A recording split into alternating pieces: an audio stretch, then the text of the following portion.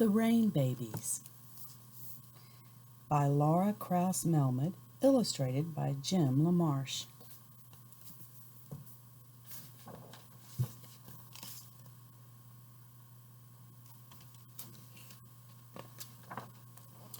In a small house in a green meadow lived an old woman and her husband of many years. Food they had aplenty and a good roof over their heads, and the river ran close to their door. But the thing they wanted most was the thing they lacked, a child to call their own. The days of good honest work left little time for pining, but when twilight fell, the old woman would sit down at her table and sigh. If children grew in flower pots or blew down the chimney with the March wind, what a lucky woman I would be.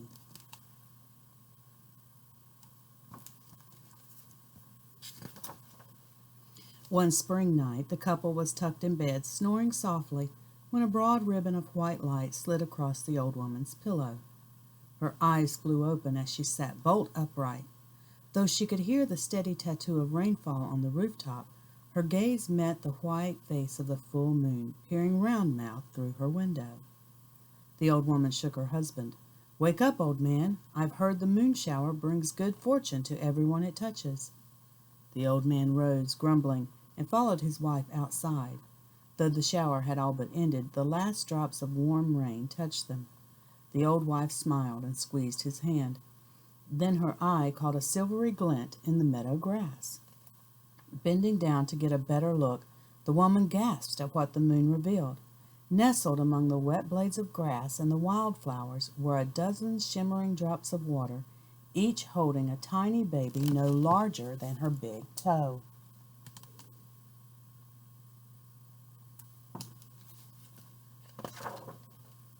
With utmost care, the couple gathered up the wee babies and brought them into the house.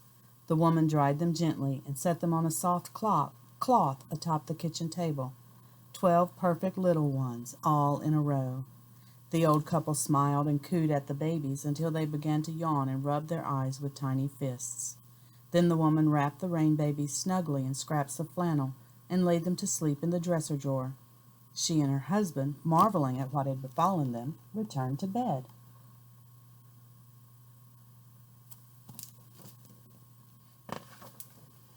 Day after day, the old couple cared for the rain babies and soon grew accustomed to their ways.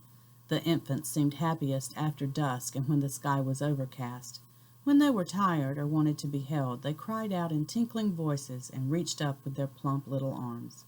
Then the old man and woman soothed the rain babies in the palms of their hands or rocked them to sleep in a pair of wooden shoes lined with handkerchiefs.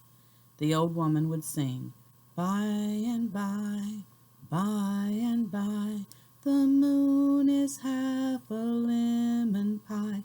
The mice who stole the other half have scattered star crumbs in the sky.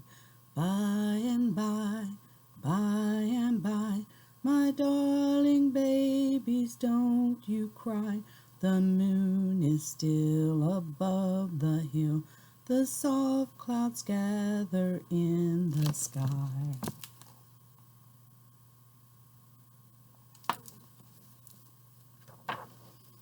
On warm, hazy days, the old man and woman would carry the babies in a willow basket as they went about their chores. One cloudy morning, the family set out with fishing poles in their wooden boat to catch some supper. The woman placed the basket at her feet. The rain babies were soon lulled to sleep by the gentle roll of the river.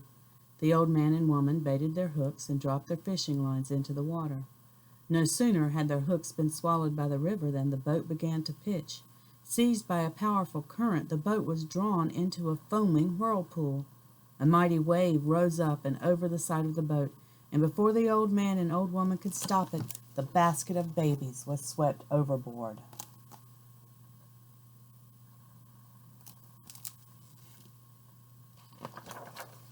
The old man plunged into the river.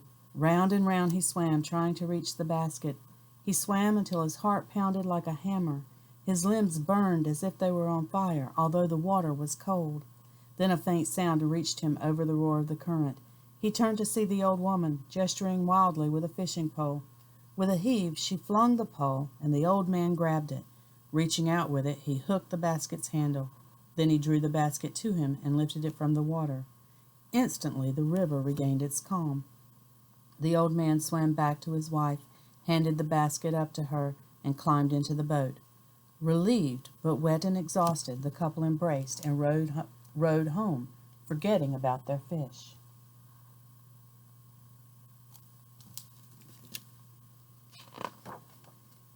Some days later, the wind began to whip about the meadow. "The peaches have ripened and should be picked, wife. Let us gather them now, before the wind does our work for us," said the old man. So the old woman carried the basket of babies to the orchard and laid it in a small clearing. The old man climbed a ladder that was leaning against one of the gnarled trunks. He picked a peach and handed it carefully down to his wife.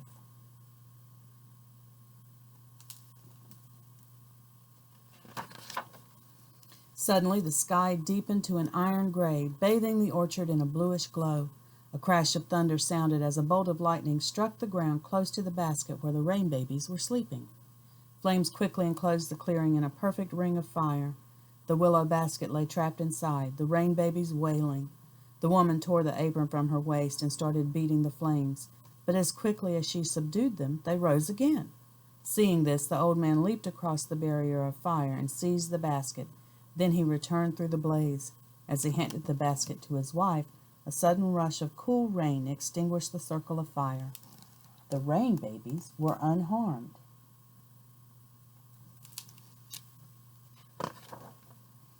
The next day dawned blue as chicory. The husband went early to the river to fish. The wife went to work in the vegetable garden. Although the wild waters and the fire had made her fearful of taking the babies outdoors, she feared more to leave them alone in the house. So she laid them on a blanket in the broad shade of a chestnut tree. A passing weasel spied the silvery pink babies and mistook them for newborns of her own kind. "A lucky mother to have so many little ones," she thought, "and me with none to call my own. With so many mouths to feed, who would mind one missing?" The weasel approached the blanket, sniffing and prodding the babies with her long, whiskery snout. But the babies, sensing danger, cried out. The old woman came running, still clutching a turnip freshly dug from the earth.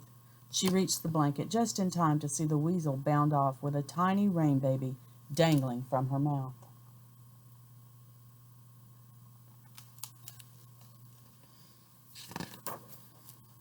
The old woman set off after them, stuffing the turnip in her pocket. Round and round the meadow ran the woman and the weasel, over hillocks and through brambles, until the woman's head began to spin and her aching legs told her they must soon give out.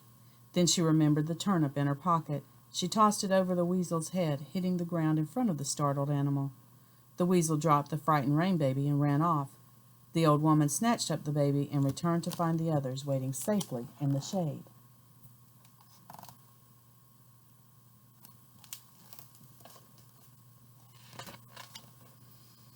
That night, after a good supper of brown bread and chowder, the old couple sat nodding by the fire. Shadows of kettles and cooking spoons danced along the walls. The Rainbabies slept soundly in their drawer. A loud knock roused the old man. As he pulled the door open, a strong blast of cold air and rain rushed into the kitchen, almost sweeping him from his feet. Over the threshold stumbled a tall figure wrapped in a heavy cloak. The old couple watched open-mouthed as the strange figure threw off his hood, revealing the face of a handsome youth, his cap pulled securely over his hair. He strode across the room and placed on the table a basket woven from silvery twigs. Its white velvet cover was embroidered with tiny pearls.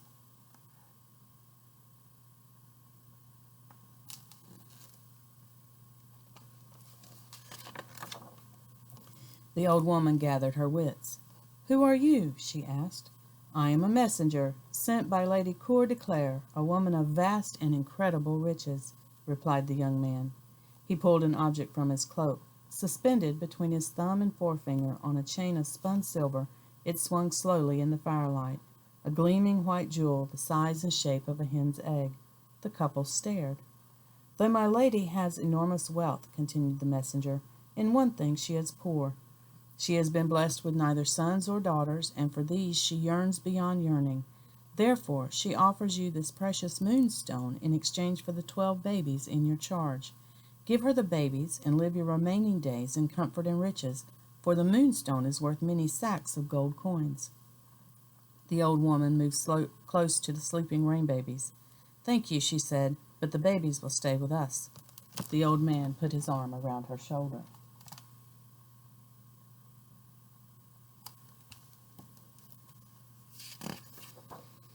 "So be it," said the youth.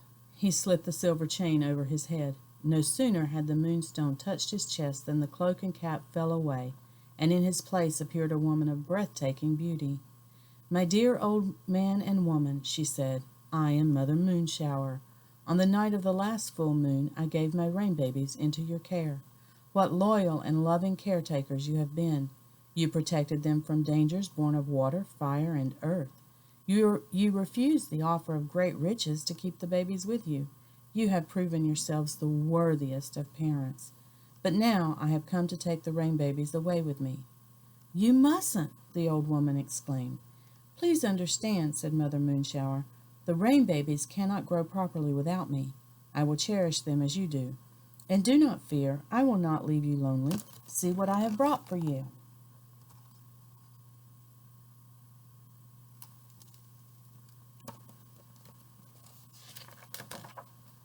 She beckoned them to the table where the silver basket lay all but forgotten, and lifted the cover. Inside the basket lay the most beautiful baby girl the old couple had ever seen. She had hair like the midnight sky, and she smiled up at them with shining gray eyes. As the man lifted the little girl in his arms, Mother Moonshower scooped the Rainbabies into the basket. "Wait!" cried the old woman. She bent to the silver basket, touching her lips softly to the forehead of each sleeping Rainbaby. Everyone smiled in turn, without waking. As the woman kissed the last tiny brow, Mother Moonshower and the Rainbabies disappeared.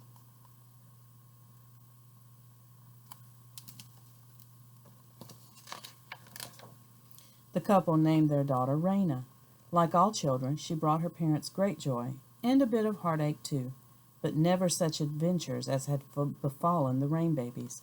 Growing stronger and more lovely with each passing year, Raina picked the sweetest peaches from the orchard and caught the sleekest fish. Her laughter warmed the small house.